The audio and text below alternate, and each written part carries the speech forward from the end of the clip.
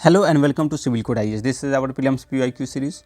तो आज हम 88 नंबर से क्वेश्चन डिस्कस करेंगे। कल क्या हुआ था, ये क्वेश्चन डिस्कस कर रहे थे और अचानक बीच में ही वीडियो रिकॉर्डिंग खुद पे खुद वो सेव हो गई थी, तो इसी वजह से आज के क्वेश्चन डिस्कस करते हैं। कल ये थोड़ी हमने डिस्कस करके छोड़ दिया था कि सुमेड पाइपलाइन यूरोप को जाने वाले फारस की खाड़ी के तेल और प्राकृतिक गैस नौभार के लिए एक रणनीतिक मार्ग है। देखेंगे क्या है। सुमेड पाइपलाइन लाल सागर को भूमध्य सागर से जोड़ती है। तो कल भी हमने ट्रिक की बात किया था कि कथन 1 सही है, यानी पिछले लेक्चर में हमने बात किया था कि कथन 1 यदि सही नहीं हो तो आप डायरेक्ट सीधे जंप करो कि कथन 1 सही नहीं है। अगर कथन 1 सही हो तो ही आप 2 पे जाए, अन्यथा अगर सही नहीं हो, अगर टाइम की कमी हो एग्जामिनेशन हॉल में, तो सीधा सीधा कन्फर्म हो आप तो ही इस तरीके का वो ट्रिक यूज करें। अब देखते हैं सुमेड पाइपलाइन क्या है। सुमेड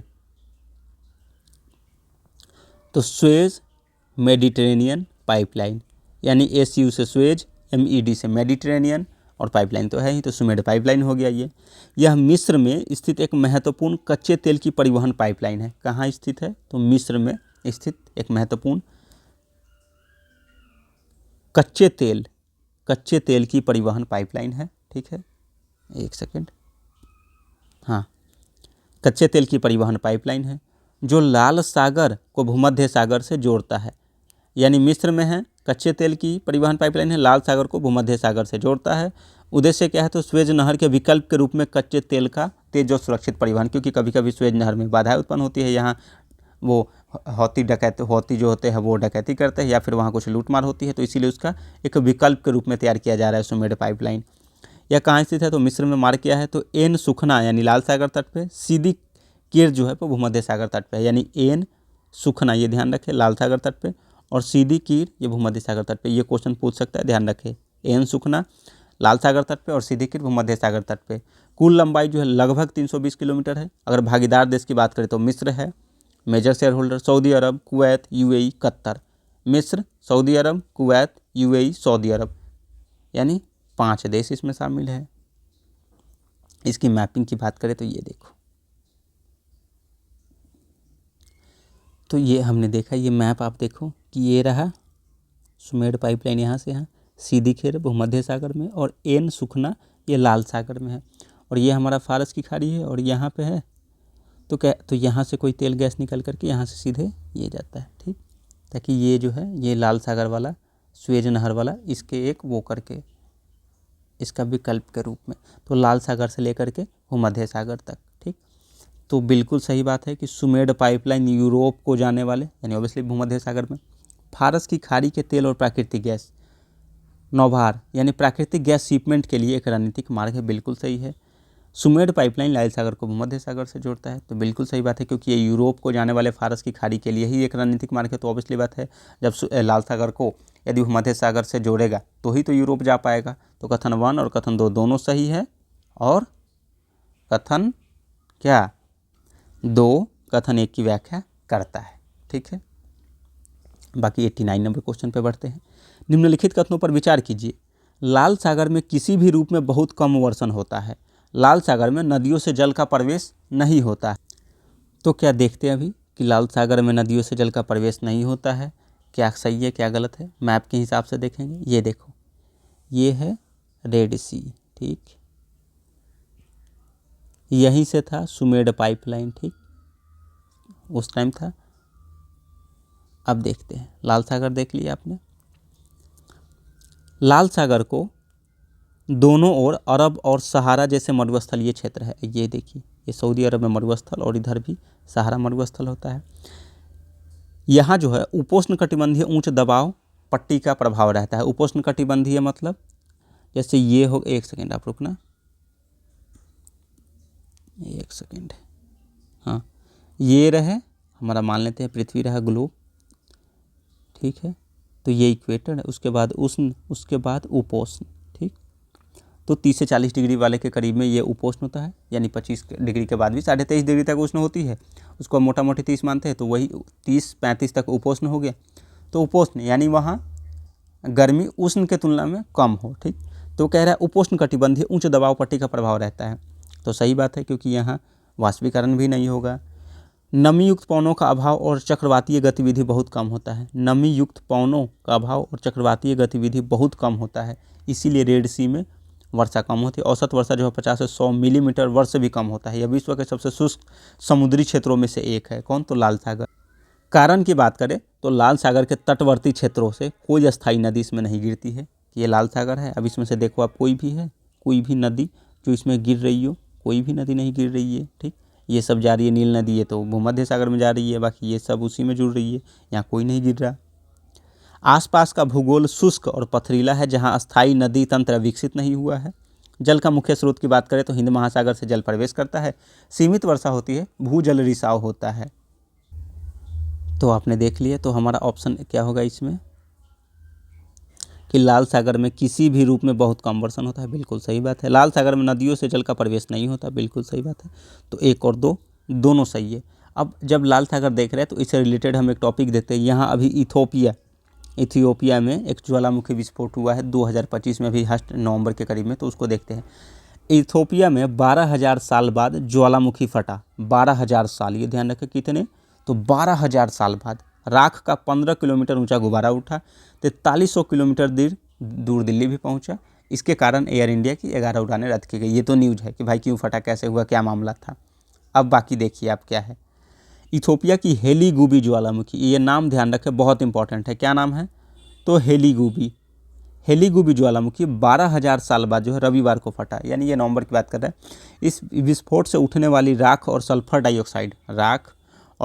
डाइऑक्साइड करीब 15 किलोमीटर ऊंचाई तक पहुंच गई, क्योंकि बहुत ज़्यादा तेज विस्फोट हुआ था। यह लाल सागर पार करते हुए यमन और ओमान तक पहुंच गई। फिर उसके बाद रात करीब 11 बजे इथियोपिया से फटा था, तो वो तो ठीक है। ज्वालामुखी फटने का वैज्ञानिक महत्व जानिए। अब ये ज्वालामुखी फटा क्यों, 12,000 साल बाद क्यों फटा भाई? तो हेलीगुबी जो है अफार रिफ्ट का हिस्सा है। ये रिफ्ट देख रहे हैं आप, ये रिफ्ट देख रहे हैं, ये है रिफ्ट है। यह एक ऐसा इलाका है जहां धरती की टेक्टोनिक प्लेटें लगातार खिसक रही है।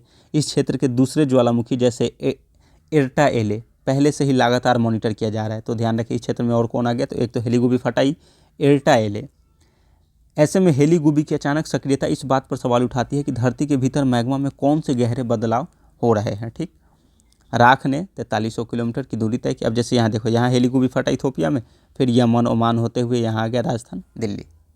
ये देखो ऐसे फटी थी, ये इतनी 15 किलोमीटर की ऊंचाई तक पहुँच गया, उतनी ऊपर पहुँच गया, इतनी भयंकर विस्फोट हुई। तो ये कह रहा है अफार रिफ्ट का हिस्सा है। अफार रिफ्ट का हिस्सा का क्या मतलब है, ये देखो, ये देख रहे हो रिफ्ट, ये देखो। तभी तो हम लोग कह रहे हैं कि कुछ टाइम बाद जो है अफ्रीका का ये जो है हॉर्न ऑफ अफ्रीका जिसे हम कहते हैं, ये अलग हो जाएगा ये। तो एक सेकेंड, इससे देखो, ये अफार रिफ्ट है, अफार रिफ्ट यहाँ ध्यान दो, ये। तो ध्यान रखें, जब अगर क्वेश्चन आएगा तो हेलीगुबी, अफार रिफ्ट या एक और है एर्टा एले, तो ये तीनों ध्यान रखें, क्योंकि अभी 2025 में एकदम नवंबर में न्यूज़ में है, और 2026 में ये पूछ सकता है। अफार रिफ्ट, हेलीगुबी ज्वालामुखी फटा है, और आसपास में एर्टा एले भी है। ठीक, ये देखो, यही है गल्फ ऑफ अदन। तो यहाँ ये फटा है, रेड सिया हो गया, इथियोपिया में ही फटा है। इथियोपिया ध्यान रखें, इथियोपिया की राजधानी है अदीस अबाबा। इथियोपिया यानी Addis Ababa is the capital of Ethiopia. ठीक, अब आप देखें यदि कोई रिफ्ट घाटी कैसे बनती है, अगर देखें बात समझे तो, कि पहले मान लेते कोई ऐसा नॉर्मल सरफेस था, नीचे से लावा एकदम फूटते गया, इसे हटाते गया। जैसे देखो ये हट रहा है, प्लेट हटते गया, ज्वालामुखी लावा के कारण हट रहा है। फिर धीरे धीरे हटते इस तरीके का बन गया, और पानी आ गया, उस तरीके का फाड़ इसमें बन गया। तो लाल सागर क्या है, जो रेड सी की बात कर रहे हो, रेड सी भी तो पहले ऐसे ही था कि भाई ये दोनों सटे हुए थे। अब जैसे ये अभी हो रहा है, तो उसी तरीके से ये पहले सटे हुए थे, धीरे धीरे नीचे से आते, अब जैसे नीचे से आते गए तो बाद में ये दोनों अलग हो गए और यहाँ पानी आ गया। तो रेड सी भी तो ऐसे ही बना है। तो वही हॉर्न ऑफ अफ्रीका जो है, अभी जो इथियोपिया, सोमालिया, ये सब इसमें आते हैं, ये भी अभी यही देखिए ये फट रहे, वो इस तरीके की रिफ्ट कर रहे हैं, अलग हो रहे हैं। तो आपने समझ लिया इसमें ज़्यादा इंपॉर्टेंट क्या था, हेलीगुबी, अफार रिफ्ट और एर्टा एले, ये तीनों ध्यान रखें। बाकी बढ़ते हैं नेक्स्ट क्वेश्चन पे। ज्वालामुखी से निकलने वाले, एक और बात कर लेते हैं कि ज्वालामुखी से निकलने वाली गैसें जो है, जैसे सल्फर और कार्बन डाइऑक्साइड, हवा में मिलकर मौसम को बदल सकती है और कई बार अम्लीय बारिश भी करा सकती है। कौन? तो कार्बन डाइऑक्साइड और सल्फर और कार्बन डाइऑक्साइड। नेक्स्ट क्वेश्चन है 90 नंबर। पर्यावरण संरक्षण agency EPA, environmental protection agency के अनुसार निम्नलिखित में से कौन सा सल्फर डाइऑक्साइड उत्सर्जनों का सबसे बड़ा स्रोत है? तो जीवाश्म ईंधनों का उपयोग करने वाले रेल इंजन, कि जीवाश्म ईंधनों का उपयोग करने वाले रेल इंजन सबसे ज़्यादा वो क्या करेंगे, क्या बोलते हैं, सल्फर डाइऑक्साइड उत्सर्जन करेंगे। जीवाश्म ईंधनों का उपयोग करने वाला जहाज क्या सबसे ज़्यादा ये करेगा, तो बिल्कुल नहीं। अयस्क से धातुओं का निष्कर्षण बिल्कुल भी नहीं। जीवाश्म ईंधनों का उपयोग करने वाले विद्युत संयंत्र सबसे ज़्यादा करता है। तो आप देखो, मान लेते कह रहा है कि सल्फर डाइऑक्साइड उत्सर्जन का सबसे बड़ा स्रोत क्या है, तो इसमें सभी सल्फर डाइऑक्साइड या कार्बन डाइऑक्साइड का उत्सर्जन करते हैं, सभी करते हैं। पर देखो, जीवाश्म ईंधनों का उपयोग करने वाले रेल इंजन करते हैं पर बहुत कम करते हैं, बहुत कम नहीं मतलब करते हैं पर कम करते हैं। इससे बेस्ट कौन ज़्यादा करता है वो देखना है हमें, क्योंकि इसमें करते तो सब है पर हमें वो देखना है जो सबसे ज़्यादा करते हैं, क्योंकि सबसे बड़ा स्रोत पूछ रहा है। जीवाश्म ईंधनों का उपयोग करने वाले जहाज ये भी करते हैं पर कम करते हैं। अयस्क से धातुओं का निष्कर्षण ये भी करते हैं पर कम करते हैं। जीवाश्म ईंधनों का उपयोग करने वाले विद्युत संयंत्र यानी कोई पावर प्लांट हो गया, तो ऑब्वियसली बात है उसमें ज़्यादा सल्फर डाइऑक्साइड होगा। क्यों? क्योंकि वो सबसे ज़्यादा यूज करेगा और बड़े लेवल पे बिजली उत्पादन करता है। ठीक, अब ईपीए इन्वायरमेंटल प्रोटेक्शन एजेंसी क्या है, तो ये ईपीए के अकॉर्डिंग था कि सबसे बड़ा स्रोत क्या है ईपीए के अकॉर्डिंग, तो वो कौन है, तो जीवाश्म ईंधन का उपयोग करने वाले विद्युत संयंत्र। अब ईपीए के बारे में देखते हैं क्या है। ईपीए जो है पर्यावरण संरक्षण एजेंसी, संयुक्त राज्य अमेरिका यानी यूएसए की एक स्वतंत्र सरकारी एजेंसी है, स्वतंत्र सरकारी एजेंसी जो पर्यावरण संरक्षण, प्रदूषण नियंत्रण और मानव स्वास्थ्य की रक्षा के लिए नीतियाँ लागू करती हैं। ठीक, एक सेकेंड, हाँ, ईपीए के प्रमुख कार्य क्या है, तो वायु प्रदूषण नियंत्रण करना यानी क्लीन एयर एक्ट का क्रियान्वयन, जल प्रदूषण नियंत्रण क्लीन वाटर एक्ट लागू करना, रासायनिक पदार्थों की निगरानी, फिर ठोस एवं खतरनाक अपशिष्ट प्रबंधन, जलवायु परिवर्तन नीति यानी पर्यावरण से रिलेटेड जो भी है। ठीक, हालांकि ईपीए राष्ट्रीय संस्था है फिर भी यह संयुक्त राष्ट्र पर्यावरण कार्यक्रम, पेरिस समझौते और जलवायु वार्ता में तकनीकी सहयोग देती है, यानी ये ध्यान रखें वो स्वतंत्र राष्ट्रीय संस्था यूएसए की, पर फिर भी सॉरी यूएनईपी में, पेरिस समझौते और जलवायु वार्ता में तकनीकी सहयोग देता है वो। तो आप ईपीए समझ गए कि क्या होता है। तो हमारा आंसर है डी, इसका आंसर है कि जीवाश्म ईंधनों का उपयोग करने वाले विद्युत संयंत्र सबसे ज़्यादा स्रोत, सबसे बड़ा स्रोत है सल्फर डाइऑक्साइड का। फिर हमारा है 91 नंबर क्वेश्चन, निम्नलिखित कथनों पर विचार कीजिए। साहेल क्षेत्र में अस्थिरता और बिगड़ती सुरक्षा स्थिति विद्यमान है। तो फिर दूसरा ऑप्शन क्या कह रहा है, दूसरा स्टेटमेंट कि हाल ही में साहेल क्षेत्र में कई देशों में सैन्य कब्जा तख्तापलट हुआ है। तो इस तरीके का क्वेश्चन प्रायः सही होता है, ध्यान दें हमेशा जब भी वो ऐसा क्वेश्चन पूछे साहेल क्षेत्र साउथ अफ्रीका के बारे में कि साहेल क्षेत्र में अस्थिरता और बिगड़ती सुरक्षा स्थिति विद्यमान है, बिल्कुल है, क्योंकि वहाँ पिछले दशकों से 2-3 दशक से 4-5 दशक से ही लगातार अस्थिरता और बिगड़ती सुरक्षा स्थिति है वहाँ पर बनी हुई है, तो पहला सही है। दूसरा, हाल ही में साहेल क्षेत्र में कई देशों में सैन्य कब्जा या तख्तापलट हुआ है, तो ये वहाँ भी लगातार होते रहता है, कोई ना कोई ऐसा देश है, सूडान हो गया, दक्षिणी सूडान हो गया, ये सब में होते रहता है। तो अस्थिरता और बिगड़ती सुरक्षा क्यों है, क्योंकि कब्जा होता है सैन्य का या तख्तापलट होता है, तभी तो उस क्षेत्र में अस्थिरता और सुरक्षा स्थिति खराब रहती है। तो कथन 1 और कथन 2 दोनों सही है तथा 2 एक की व्याख्या करता है। साहेल क्षेत्र अगर रीजन की बात करें तो ये रहा साहेल क्षेत्र, सहारा मरुस्थल के आसपास का क्षेत्र वही है। अब ऑब्वियसली बात है मॉरिशस हो गया, मॉरिटानिया हो गया, माली, नाइजर, चाड, सूडान, इन सभी में हमेशा क्या है वो अस्थिरता बनी ही रहती है वो अफ्रीका वाले इस क्षेत्र में, साहेल क्षेत्र में। ठीक, 92 नंबर क्वेश्चन, निम्नलिखित कथनों पर विचार कीजिए। भारत संयुक्त राज्य अमेरिका के सेब आयात नहीं करता है। तो देखो हमने यहाँ लिख रखा है कि आयात नहीं करता, इस पर डिस्कस करेंगे। कथन 2 कह रहा है कि भारत में विधि के अनुसार सक्षम प्राधिकारी के अनुमोदन के बिना आनुवांशिक रूप से रूपांतरित खाद्य के आयात पर प्रतिषेध है। तो आप इस तरीके का स्टेटमेंट में मैंने पहले ही कहा कि देखो अब क्या कह रहा है कि भारत संयुक्त राज्य अमेरिका से सेब आयात नहीं करता है, तो ये भी तो कह सकता है कि थोड़ा कम करता है, ज़्यादा करता है, पर ये कह रहा है कि सेब आयात ही नहीं कर सकता है, जबकि अमेरिका सेब का उत्पादन करता है।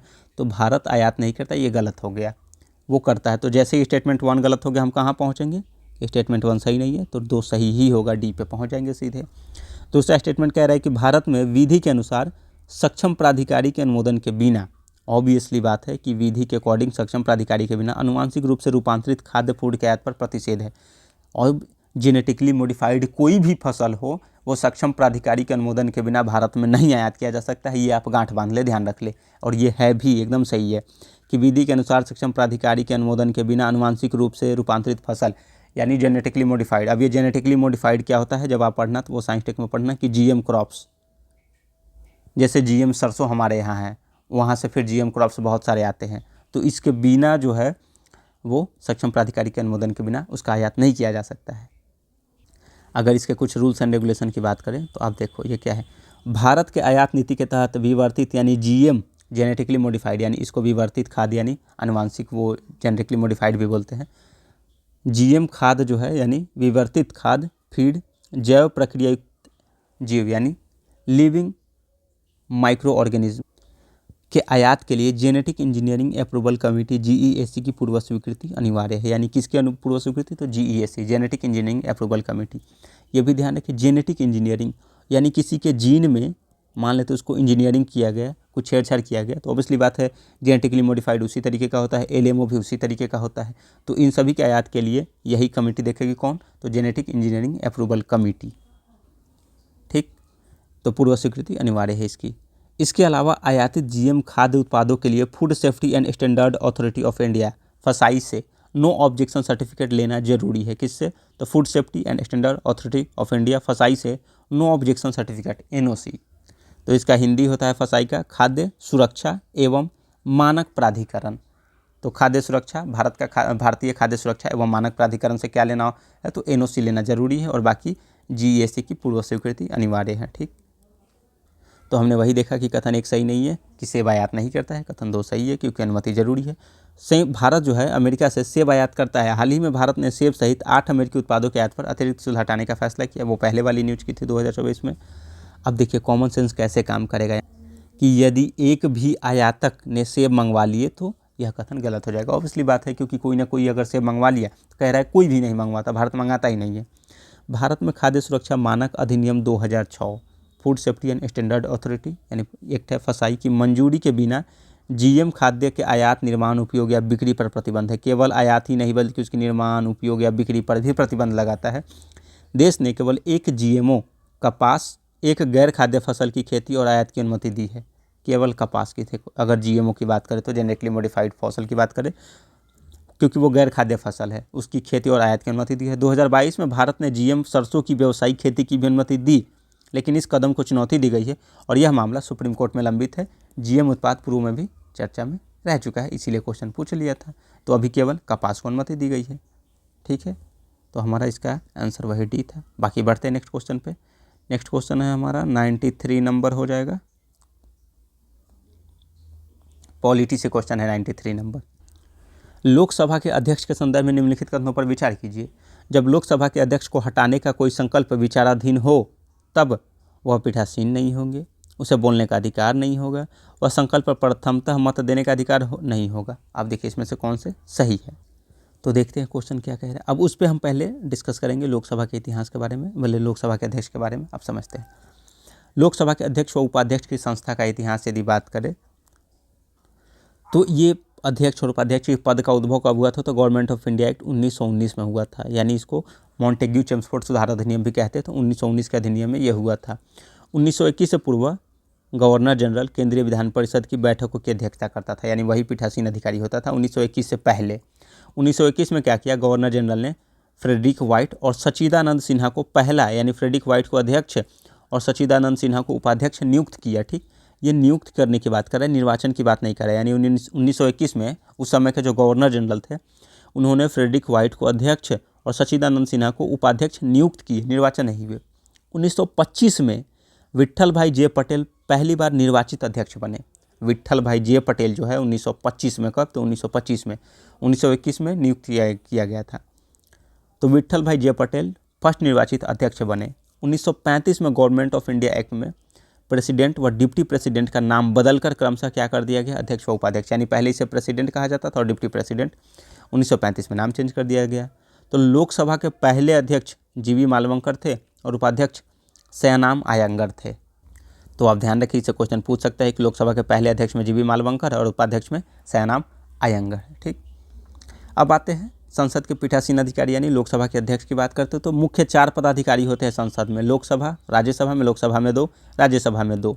अब देखते हैं, एक बात करते हैं, ये देखिए अध्यक्ष और उपाध्यक्ष, उपसभापति और सभापति। ठीक, तो अध्यक्ष, उपाध्यक्ष और उपसभापति ये तीनों का जो प्रोविजन है वो एक होता है। तीनों पदाधिकारी का निर्वाचन व पद मुक्ति एक समान होता है। यानी निर्वाचन कौन करते हैं? तो सदस्यगण आपस में से साधारण बहुमत से, यानी अध्यक्ष, उपाध्यक्ष और उपसभापति का कह रहा है कि निर्वाचन कौन कैसे होता है? तो सदस्यगण आपस में से साधारण बहुमत से। और पद मुक्ति कैसे होती है? तो सदन के प्रभावी बहुमत द्वारा पद मुक्ति किया जाता है, प्रभावी बहुमत।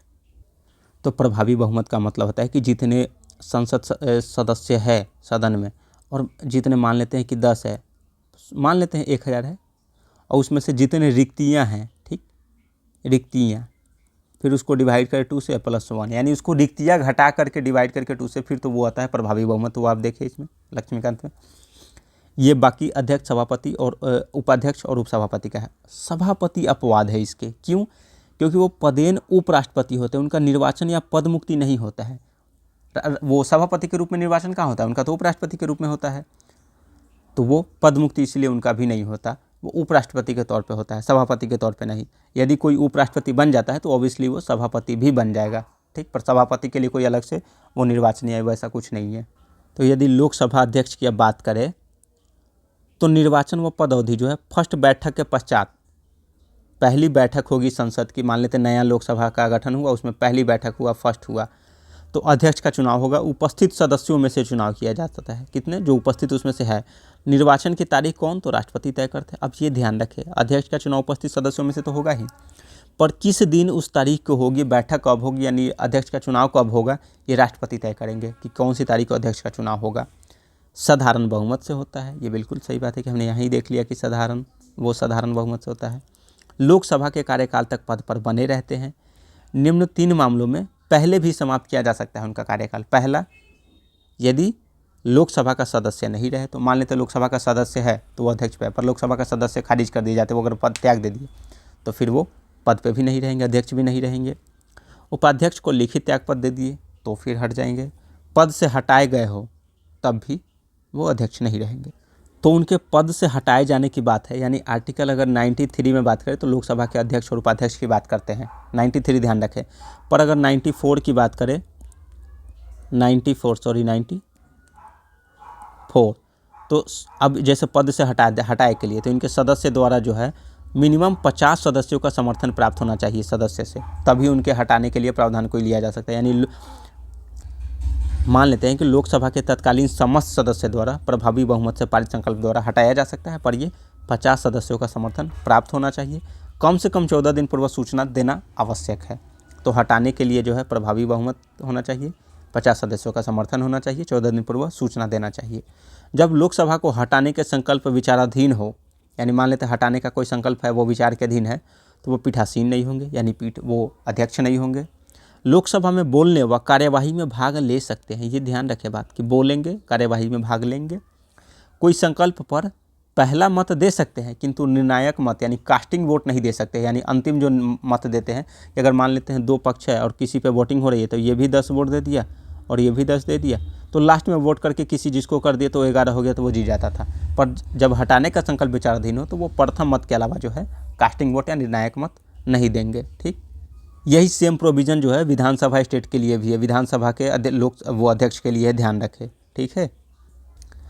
अब एक बात ये भी ध्यान रखें कि जब लोकसभा विघटित हो जाती है तो अध्यक्ष अपना पद नहीं छोड़ता है, वह नई लोकसभा की बैठक तक बना रहता है, ठीक है। आराम से जब तक नई लोकसभा का गठन नहीं होगा चेयर पे बैठे रहो, मौज करते रहो, मतलब वो पद पे रहते हैं। अगर उनकी कुछ भूमिका की, शक्तियाँ की, व कार्य की बात करें तो मुखिया होते हैं। सदस्यों की शक्ति व विशेष अधिकारों के अभिभावक होते हैं, ऑब्वियसली बात है। शक्तियाँ व कर्तव्य तीनों स्रोत से प्राप्त करते हैं, किसे, तो संविधान के नियम से, संविधान से, फिर लोकसभा प्रक्रिया व कार्य संचालन संसदीय परंपरा से। अब देखिए शक्तियाँ उनकी क्या क्या है, तो अंतिम व्याख्याकार होते हैं, यानी सदन में तीनों शक्ति का प्रयोग करते हैं, ठीक। ये कौन सी शक्ति है, तो संविधान, लोकसभा प्रक्रिया व कार्य संचालन और संसदीय परंपरा, ठीक। निर्णायक मत, संयुक्त बैठक अगर होता है तो उसकी अध्यक्षता करते हैं, निर्णायक मत दे सकते हैं। निर्णायक मत अलग होता है, संयुक्त बैठक कहने का मतलब अगर कोई ऐसी विधेयक पारित हो रही है जिसमें दोनों वो सदन जो है लोकसभा और राज्यसभा में असहमति हो जाती है तो संयुक्त बैठक बुलाया जाता है, तो उसकी अध्यक्षता करते हैं। ध्यान रखें उसकी अध्यक्षता सभापति नहीं करते हैं। कौन सभापति, तो राज्यसभा के सभापति, पर ये करते हैं उसकी अध्यक्षता। संयुक्त सदन नेता आग्रह पर जो है गुप्त बैठक करते हैं, सदन के नेता के आग्रह पर। सदन का नेता कौन होता है, तो प्रधानमंत्री होता है। ये तय करते हैं कि धन विधेयक है या नहीं है। कौन तय करते हैं, तो लोकसभा का अध्यक्ष ही तय करते हैं कि धन विधेयक है या नहीं है। अब एक बात ये ध्यान रखिए कि कार्य मंत्रणा समिति, नियम समिति और सामान्य प्रयोजन समिति, ये तीनों समिति ध्यान रखें। कार्य मंत्रणा समिति, नियम समिति और सामान्य प्रयोजन समिति के ये अध्यक्ष होते हैं, ठीक। संसदीय समूह के पदेन सभापति होते हैं। संसदीय समूह के पदेन सभापति, संसदीय समूह क्या करती है, वो दो देशों के बीच संसदों को आपस में जो भी कुछ बातचीत या चर्चा पर चर्चा उसकी करती है।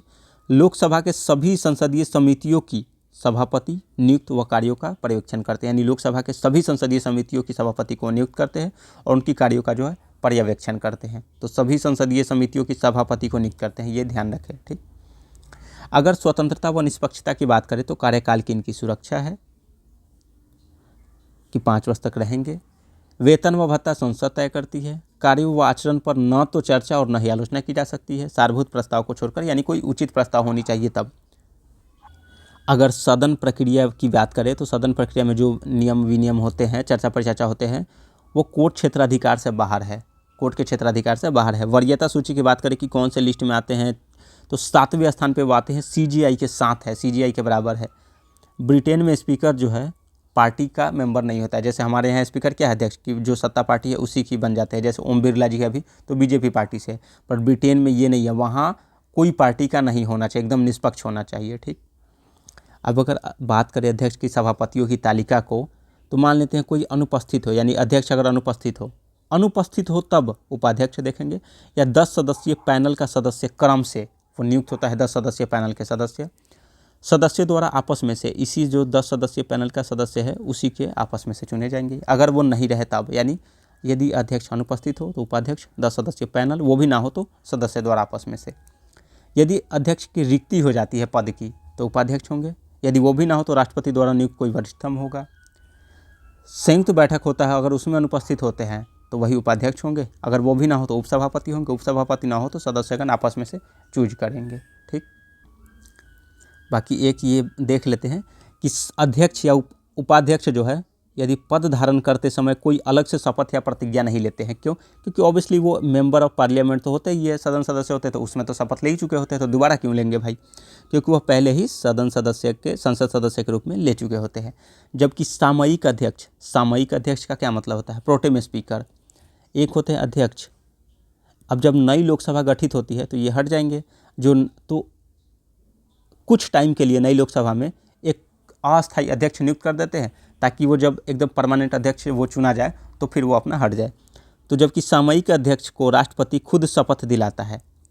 सामयिक अध्यक्ष क्या होता है, तो नई लोकसभा के अल्पकालिक अध्यक्ष यानी राष्ट्रपति नियुक्ति करते हैं, ताकि वो सदस्यों को शपथ दिला सके। क्यों? क्योंकि पहली वाली लोकसभा के अध्यक्ष को ताकि हटाया जा सके, इसीलिए सामयिक अध्यक्ष नियुक्त किया जाता है। इसे प्रोटेम अध्यक्ष या प्रोटेम स्पीकर भी कहते हैं। तो सामयिक अध्यक्ष या प्रोटेम अध्यक्ष कार्य क्या है, तो नवनिर्वाचित सदस्यों को शपथ दिलवाना, अध्यक्ष का चुनाव करवाना, इसके बाद पुनः सदस्य बन जाता है, यानी अपने आप फिर वो प्रोटेम स्पीकर से नॉर्मल सदस्य बन जाते हैं। तो उपाध्यक्ष या अध्यक्ष के अधीनस्थ नहीं होता, यानी उपाध्यक्ष जो है वो अध्यक्ष के अधीनस्थ नहीं होता, वो सीधे संसद के प्रति उत्तरदायी होते हैं। मान लेते कोई यदि उपाध्यक्ष अगर अध्यक्ष बनता है तो वो अध्यक्ष के अधीनस्थ नहीं होगा, या नहीं भी है तो भी अधीनस्थ नहीं होगा। उपाध्यक्ष की बात करें तो 11वीं लोकसभा के बाद यह सर्वसम्मति बन गई कि अध्यक्ष जो है सत्तारूढ़ दल का होगा और उपाध्यक्ष मुख्य विपक्षी दल से होगा। पर बार बार विवाद चलते रहता है कि उपाध्यक्ष भी क्या सत्ता दल से ही हो जाए, तो ये विवाद का कारण होता है। उपाध्यक्ष के निर्वाचन की तारीख की बात करें तो वो अध्यक्ष तय करते हैं, ठीक, कि निर्वाचन की तारीख कौन तय करेंगे, तो अध्यक्ष तय करेंगे। जबकि अध्यक्ष का कौन, तो राष्ट्रपति तय करते हैं। उपाध्यक्ष के बारे में एक खास बात यह है कि इनके पास एक विशेषाधिकार है। क्या? कि जब कभी किसी संसदीय समिति का सदस्य बनाया जाता है, मान लेते कोई संसदीय समिति है उसकी सदस्य बनाया जाता है, तो अपने आप वो उपाध्यक्ष अध्यक्ष बन जाते हैं। ये बहुत ज़्यादा इंपॉर्टेंट पॉइंट और 2022 में ये पूछ चुका है, ध्यान रखें, अपने आप उपाध्यक्ष बन जाते हैं। राष्ट्रपति वो राज्यसभा के सभापति की बात करें 89 में, जो उपराष्ट्रपति भी कहलाते हैं, तो सदन का सदस्य नहीं होते हैं, पहली बार मत नहीं दे सकते, क्योंकि वो उपराष्ट्रपति होते तो सदन का सदस्य नहीं होते हैं। कोई सदन का सदस्य उपराष्ट्रपति के लिए चुनाव लड़ रहा है तो उसे त्यागपत्र देना पड़ेगा। तो पहली बार मत नहीं, हटाने का संकल्प यदि हो तो पीठासीन अधिकारी नहीं होंगे, सदन में उपस्थित हो सकते हैं, कार्यवाही में हिस्सा ले सकते हैं, मत नहीं दे सकते हैं। तो हम देखते हैं मेरा क्वेश्चन क्या था कि हाँ, जब लोकसभा के अध्यक्ष के संदर्भ में निम्नलिखित तथ्यों पर विचार कीजिए कि लोकसभा के अध्यक्ष को हटाने का कोई संकल्प विचाराधीन हो तो क्या वह पीठासीन नहीं होगा? बिल्कुल सही है, वह पीठासीन नहीं होगा, तो सही तो बात है। उसे बोलने का अधिकार नहीं होगा, ये ध्यान रखिए, ये निगेटिव है, इस टाइप के में हम लोग प्रायः गलती कर देते हैं। तो वह पीठासीन नहीं होगा, सही है। उसे बोलने का अधिकार नहीं होगा, गलत है। वह संकल्प पर प्रथमतः मत देने का अधिकार नहीं होगा तो ये भी गलत है, तो केवल एक सही है। मतलब वह पीठासीन नहीं होगा, बिल्कुल सही है। उसे बोलने का अधिकार होगा, फिर वह संकल्प पर प्रथमतः मत देने का अधिकार भी होगा। वो निर्णायक वोट नहीं देगा, यानी कास्टिंग वोट नहीं देगा वो। तो आज हम यहीं तक रहने देते हैं। बाकी फिर नेक्स्ट लेक्चर में 94 से अब 6 क्वेश्चन बचे हैं, 6 क्वेश्चन का डिस्कस कर लेंगे तो 2024 हमारा खत्म हो जाएगा। फिर हम स्टार्ट करेंगे 2022। तो आप सभी लास्ट तक देखें, बने रहे यहाँ तक। इसके लिए बहुत बहुत धन्यवाद, शुक्रिया।